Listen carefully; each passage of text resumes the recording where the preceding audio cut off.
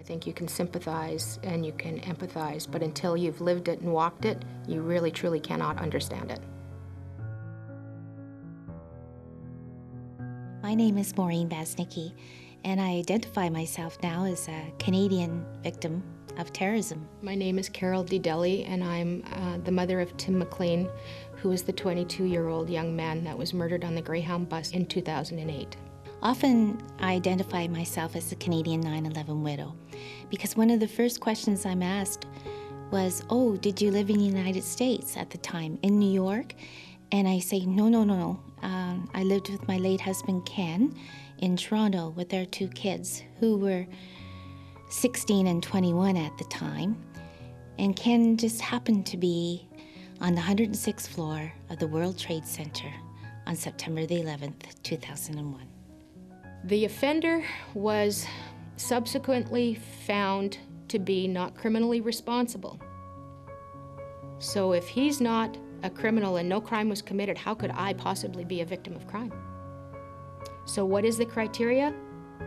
Does it have to have a conviction? Does it have to have, I don't know. Canadians, I think, are not aware that presently under the definition of who is a victim, it does not include Canadians who've been victimized abroad.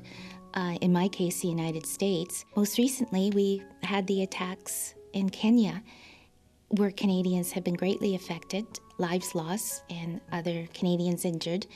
And when they come back to Canada, they may find that because of the definition of who is a victim, they may find that resources are just not there for them. It shouldn't matter. They're no less Canadian for being in the wrong place at the wrong time. There was so much wrong with this from the very beginning.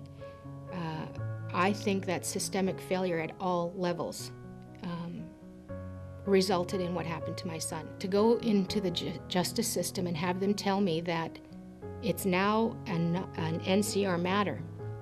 When it becomes an NCR matter, it's out of the justice system. It is put into the healthcare system. Now everybody in the mental health profession is there to protect him and speak for him and provide for him. Who's doing that for me and my family? Nobody. Are my needs and our therapy and counseling and medications, I wish I had just the money that I've paid for parking back. Nobody's looking out for all of our needs, but anything that he requires, he's going to receive. Now he's allowed to go into Winnipeg and into some surrounding townships. I could potentially go down to my beach and run smack into him at any given time. I think that's wrong. There's a tremendous imbalance here. We suffer greatly for the rest of our lives. My son was 16, my daughter was 21 when their father was murdered. There's not a day that goes by that doesn't trigger for me what happened to my family and to my beloved husband on September the 11th, 2001. We need to look at how we can lessen the impact for our Canadian victims. And I plead for our government to put a plan and policy in place to give the tools to victims of terrorism to be reintegrated in society, which will include, first and foremost, medical help, whether it's limbs lost, injuries, and which includes psychological help. I want to be able to offer these people some hope that there is so much room for improvement and it's desperately needed. There's a great need to have a policy and plan in place. It's not a case where victims of terror fall through the cracks. There really isn't an adequate plan that's in place right now.